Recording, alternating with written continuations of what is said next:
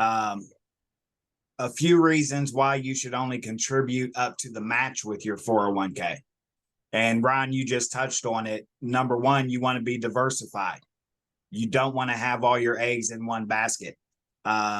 Most people do the 401k because it's all they know and it's all they can afford to do to save for retirement. So the average American, the only thing they can afford to do is put their money in a 401k because they're getting a match. Now, the match that an employer may give you could be 3%, could be 4%. I've seen it as high as 6%, even a little bit higher in certain situations. But anything over that match, you don't want to overfund a 401k because free money is free, right? If you went out on the street tomorrow and somebody said, hey, if you put $1 in this cup, I'm going to put $1 in that cup and I'm going to match you up to every $4, then that's a no-brainer if you get to walk away with the cup, right? But the biggest thing with the 401k is the match is free money for you, and it's going to pay the taxes on your money later in life. But the reality of it is that the employer is transferring their tax liability to you by giving you free money. So anything over that match, you don't want to contribute anything over the free money limit. And that's what Ron was just talking about, is simply the idea you should be diversified.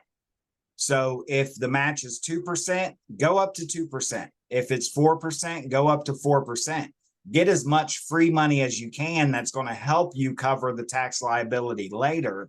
But anything above that, you can diversify, put into a different product that you can grow tax-free, and you don't have that same tax liability. Ron, what do you think about contributing up to the match? I think this is where this gets a little bit tricky. And what I mean by that is depending on the person that we're talking about, the individual family that we're talking about. We talked about before the high income earners. The high income earners need a place to try to reduce their liability of tax. So up to that match, this is where it gets a little bit tricky. Do we, when you say we need to diversify, 100% correct. So if we go up, let's say the match is 3%. So if we put in 3% and the company's matching 3%, and you hear that all the time, you just used the phrase, it's free money. You're crazy if you don't do that because they're giving you 3%. They're matching you 3%. It's free money.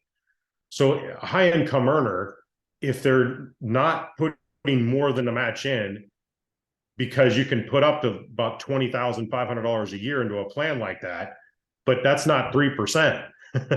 So if the game becomes, do I exceed that if I have the ability to do so, or does it make more sense to, like you said, diversify and put more money somewhere else? It may not be giving me a tax deduction for this year, but am I better suited to pay tax now versus having to pay more tax later? This is where the strategy really becomes a big part of the conversation. But I want to go back to what you said, and this is what everybody kind of refers to it as, is you're crazy not to do the match because it's free money.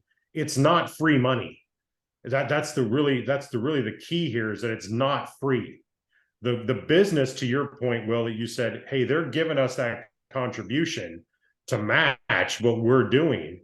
That's helping the business reduce their tax liability as a corporation for that year. What it's not doing is doing the same to us. What it's doing is it's increasing our account value, which is great, by itself, on its face. That sounds wonderful, because now, instead of if I was putting $3,000 a year in and they were matching $3,000, I have 6 without any growth. I have 6 instead of 3. On paper, that makes a lot of sense. 6 is greater than 3. The problem is you're exponentially increasing your tax liability. They're giving you, it's not free. They're giving you money that still has to be taxed.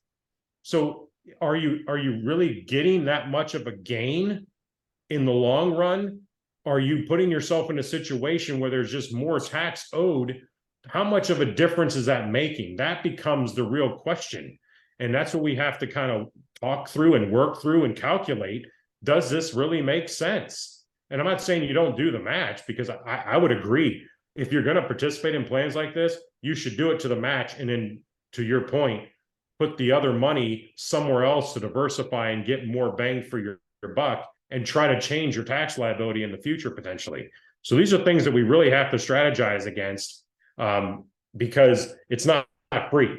Nothing is free.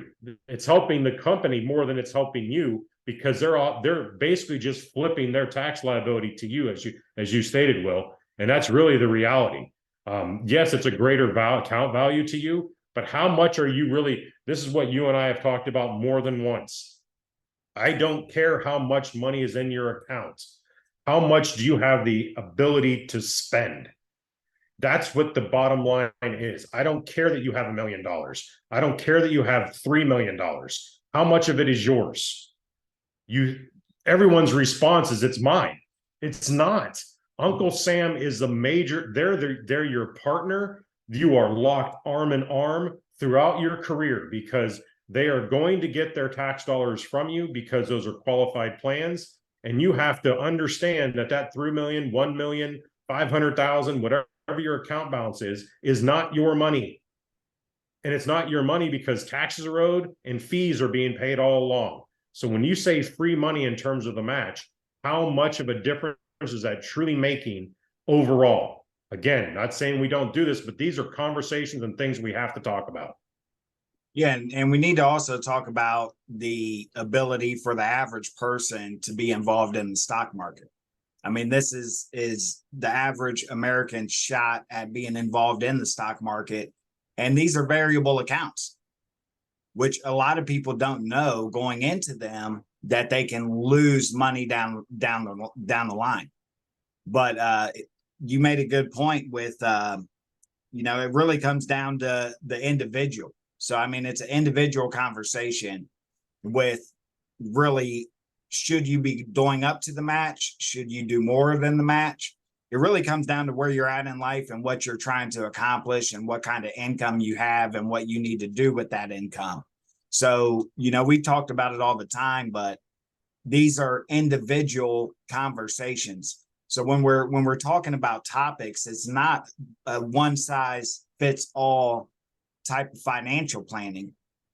You have to look at your particular situation and get with someone who knows what they're talking about and is diverse enough, but not so mission driven and money hungry that they're going to give you bad advice on what you should be doing. They should be looking at all aspects of what you're doing, breaking it down and giving you a plan. And that's our goal at Financial Thirst, is to, on an individual one-on-one basis, not only educate, but also look at your situation, figure out exactly where you are, what your major goal is, and how do we get you from A to B, versus a blanket conversation, a one size fits all type of category, which a lot of people will tell you. So it's really important when you're asking anyone, how much should I be contributing to the 401k?